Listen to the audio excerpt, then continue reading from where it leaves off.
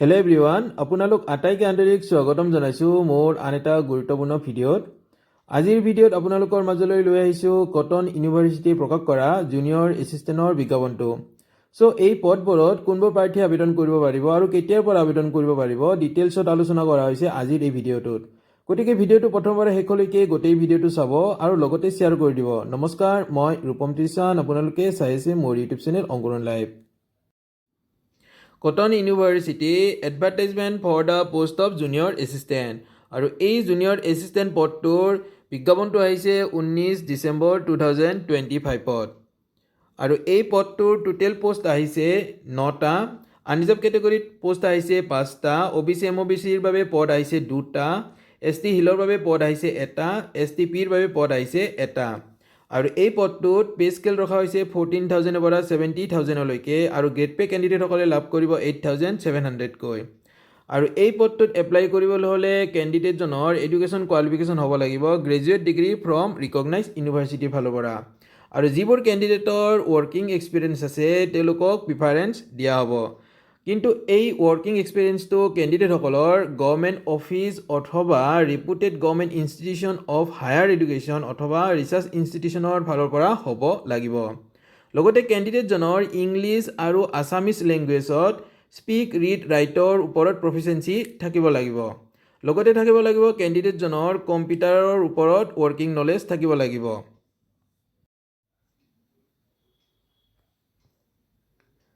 যিবোৰ কেণ্ডিডেটে এই junior assistant পদত আবেদন কৰিব তেওঁলোকৰ বাবে ৰিটেন টেষ্ট কণ্ডাক্ট কৰা হ'ব, আৰু যিবোৰ কেণ্ডিডেটে ৰিটেন টেষ্ট কোৱালিফাইড কৰে তেওঁলোকক স্কিল টেষ্টৰ বাবে শ্বৰ্টলিষ্টেড কৰা হ'ব।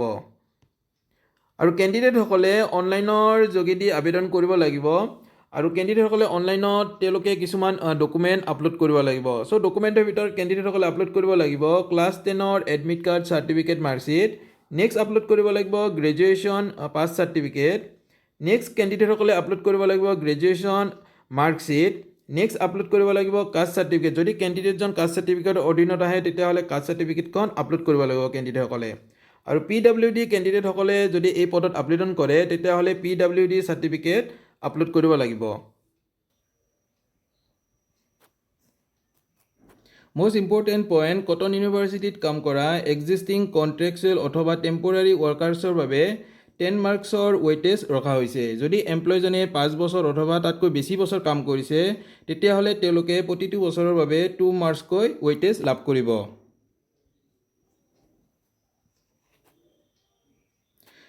এই পোষ্টবোৰত আবেদন কৰিবলৈ কেণ্ডিডেটসকলৰ পৰা এটা এপ্লিকেশ্যন ফিজ বিচৰা হৈছে, আৰু এই এপ্লিকেশ্যন ফিজটো হৈছে 1,000কৈ কেণ্ডিডেটসকলে পে'মেণ্ট কৰিব লাগিব।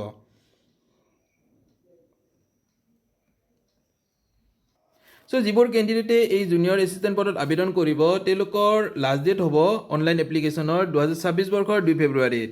কেণ্ডিডেটসকলে অনলাইনৰ যোগেদি লাভ কৰা প্ৰিণ্ট কপি এটা তেওঁলোকে অফলাইনত ৰেলিভেণ্ট ডকুমেণ্টৰ সৈতে ছাবমিট কৰিব লাগিব cotton university administrative building, cotton university Panbazar, Guwahati 1 before 2026 বৰ্ষৰ 9 ফেব্ৰুৱাৰীৰ আগতে। আৰু কেণ্ডিডেটসকলে তেওঁলোকে এপ্লিকেশ্যনৰ সৈতে ফেমিলি ডিটেইলছৰ ফৰ্ম 1খন ছাবমিট কৰিব লাগিব। আজিৰ এই ভিডিঅ'ৰ যোগেদি কটন ইউনিভাৰ্চিটিৰ দ্বাৰা প্ৰকাশ কৰা জুনিয়ৰ এছিষ্টেণ্ট পদৰ বিজ্ঞাপনটোৰ ওপৰত ডিটেইলছভাৱে আলোচনা কৰা হ'ল। যদি কেণ্ডিডেটসকলৰ এই বিজ্ঞাপনটোৰ ওপৰত কোনো ধৰণৰ কনফিউজন অথবা ডাউট থাকে অথবা এই পদটোৰ ৰিটেন এক্সামৰ প্ৰিপাৰেশ্যন যদি আমাৰ চেনেলৰ যোগেদি কৰিব বিচাৰে তেতিয়াহ'লে কমেণ্ট কৰিব পাৰিব। আজিলৈ ধন্যবাদ।